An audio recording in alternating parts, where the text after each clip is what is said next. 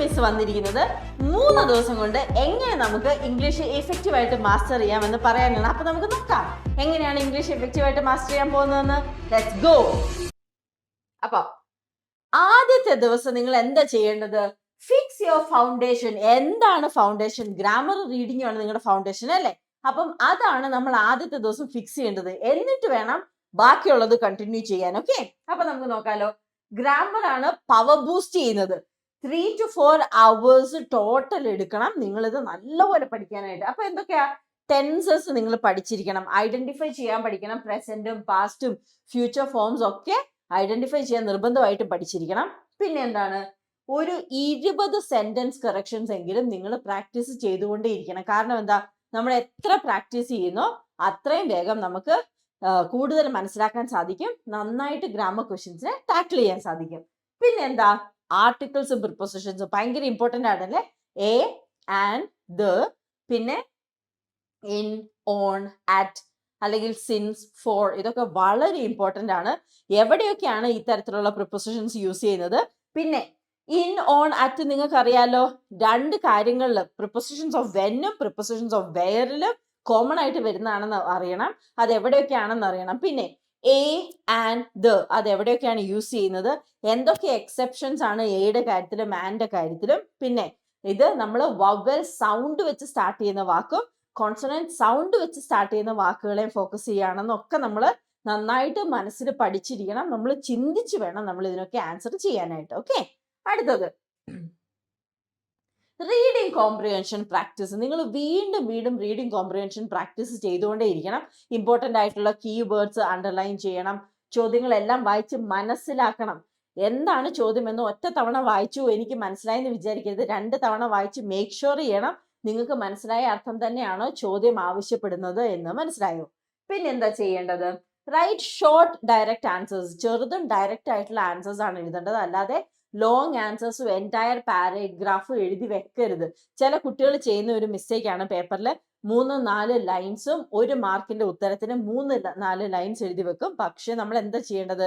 ഇപ്പം അർത്ഥം കിടക്കുന്നത് അല്ലെങ്കിൽ ആ ചോദ്യത്തിന്റെ ഉത്തരം കിടക്കുന്നത് 3-4 ലൈനുകളിലാണെങ്കിലും അതിന്റെ രത്ന ചുരുക്കം കണ്ടുപിടിച്ച് ഒരൊറ്റ സെന്റൻസിൽ എഴുതി പൂർത്തി ചെയ്യാനായിട്ട് ശ്രമിക്കുക. എപ്പോഴും മേക്ക് ഇറ്റ് ബ്രീഫ്. മനസ്സിലായല്ലോ? ഇനി എന്താണ്? നിങ്ങൾ എന്തായാലും ഇമ്പോർട്ടൻ്റ് ആയിട്ടുള്ള വേർഡ്സ് എല്ലാം അണ്ടർലൈൻ ചെയ്യാനും മറന്നു പോകരുത്. ഇനി ഡേ 2 എന്താ ചെയ്യുന്നത് നമുക്ക് നോക്കാലോ. നമ്മൾ ഡേ 2 ചെയ്യാൻ പോകുന്നത് എന്താണ്? റൈറ്റിംഗ് സ്കിൽസ് ആണ് അല്ലേ. അപ്പൊ റൈറ്റിംഗ് സ്കിൽസ് വളരെ ഇമ്പോർട്ടൻ്റ് ആണ്. കാരണം എന്താണ്? മാർക്ക് സ്കോറിംഗ് വെപ്പൺ ആണ് നമ്മുടെ റൈറ്റിംഗ് സ്കിൽസ് അല്ലേ. നിങ്ങൾ ഒരുപാട് മാർക്ക് സ്കോർ ചെയ്യാനായിട്ട് ഉപയോഗിക്കാൻ പറ്റുന്ന വജ്രായുധമാണ് നമ്മുടെ ഈ റൈറ്റിംഗ് സ്കിൽസ്. അപ്പം അതിൽ എന്തൊക്കെ കാര്യങ്ങളാണ് നമ്മൾ ഫോക്കസ് ചെയ്യേണ്ടത് നമുക്കൊന്ന് നോക്കാം. ആദ്യം focus on all the patterns taught during the live sessions. അപ്പൊ നമ്മൾ ലൈവ് സെഷൻസിൽ നിങ്ങൾക്ക് ഡീറ്റെയിൽ ആയിട്ട് പാറ്റേൺസ് എല്ലാം പറഞ്ഞു തന്നിട്ടുണ്ട്. എന്ത് ഫോർമാറ്റ്സ് ആണ്, ഇതിൻ്റെയൊക്കെ പാറ്റേൺ എന്താണെന്നൊക്കെ നമ്മൾ ഡീറ്റെയിൽ ആയിട്ട് പറഞ്ഞു തന്നിട്ടുണ്ട്. അത് പോയി റെഫർ ചെയ്യുക, കാണാപ്പാഠം പഠിക്കുക, അത് ഫോളോ ചെയ്തിട്ട് ചോദ്യങ്ങളും ഉത്തരങ്ങളും എഴുതി പഠിക്കുക. ഓക്കെ, അത് നിങ്ങൾ ഒരുപാട് ഹെൽപ്പ് ചെയ്യുന്നതായിരിക്കും. ഇനി അടുത്തത് എന്താണെന്ന് നോക്കാലോ. Practice each format at least 3 times. 3 തവണയെങ്കിലും പല പല എക്സാമ്പിൾസ് വെച്ച് നമ്മൾ എഴുതി പ്രാക്ടീസ് ചെയ്യുകയാണെങ്കിൽ നമുക്കത് ഹൃദയസ്ഥമാവുകയും ചെയ്യും, നമ്മളത് നന്നായി പഠിക്കുകയും ചെയ്യും. ഓക്കെ, ഇനി എന്താണ് അടുത്ത കാര്യം? നിങ്ങൾക്ക് റെഡിമെയ്ഡ് സെന്റൻസസ് ഉണ്ടല്ലോ, ബൈ ഡീഫോൾട്ട് ആയിട്ട് ഉപയോഗിക്കാൻ പറ്റുന്ന. ഇപ്പം ലെറ്ററിലാണെങ്കിൽ I'm writing this letter with reference to the invitation, അല്ലെങ്കിൽ I'm writing this letter with reference to the advertisement I saw in the Times of India on the 25th of February. അങ്ങനെയുള്ള കാര്യങ്ങളുണ്ടല്ലോ, അത് by default എപ്പോഴും same ആയിരിക്കുമല്ലോ.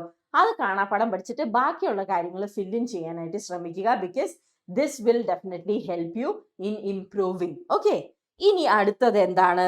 Use terms such as. അപ്പൊ നമ്മൾ long answer questions essays ഒക്കെ എഴുതുമ്പോൾ നമ്മൾ എന്ത് തരത്തിലുള്ള ടേംസ് ആണ് അതിനെ കൂടുതൽ സ്ട്രക്ചേർഡ് ആയിട്ടും കൂടുതൽ പ്രൊഫഷണൽ ആയിട്ടും കാണിക്കാനായിട്ട് നമ്മൾ യൂസ് ചെയ്യുന്നതെന്ന് അറിയാമോ?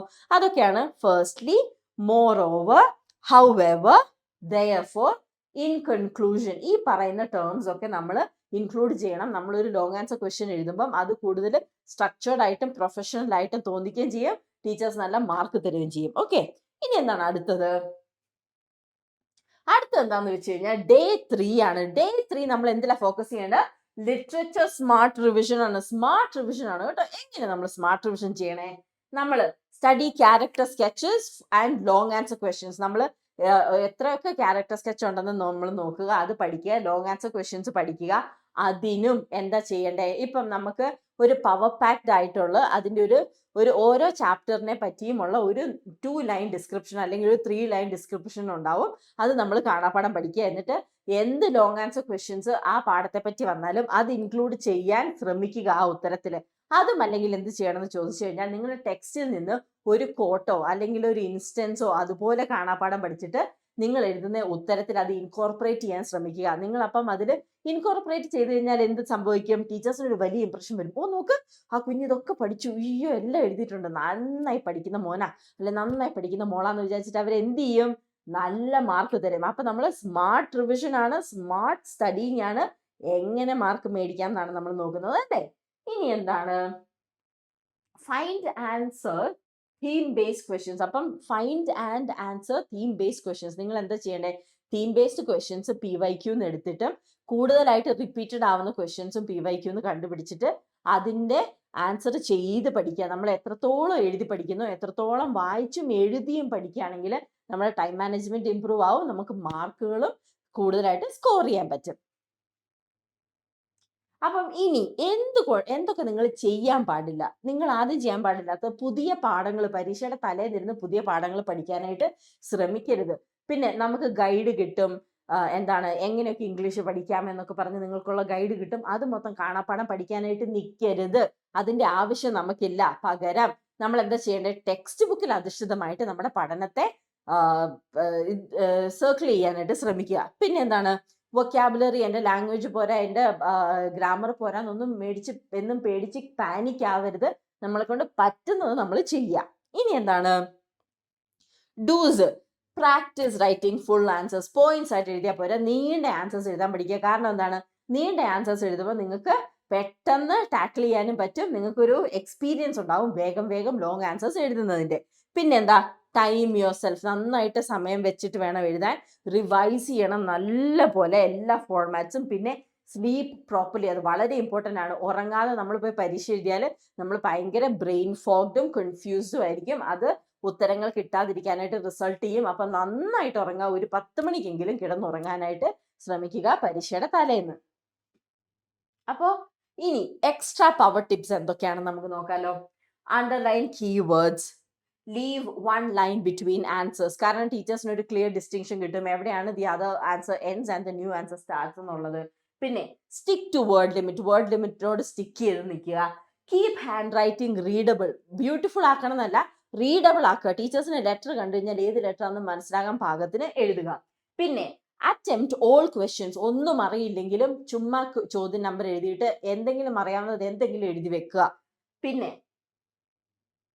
അപ്പൊ ഇതൊക്കെയാണ് ഇമ്പോർട്ടൻ്റ് ആയിട്ടുള്ള കാര്യങ്ങൾ. നമ്മൾ 3 ദിവസം കൊണ്ട് ഇംഗ്ലീഷ് എങ്ങനെ ടാക്കിൾ ചെയ്യാം, എങ്ങനെ മാസ്റ്റർ ചെയ്യാം എന്നുള്ള ഒരു ടിപ്സ് ആണ് മിസ് ഇന്ന് തന്നിരിക്കുന്നത്. അപ്പോൾ എല്ലാവർക്കും താങ്ക് യു.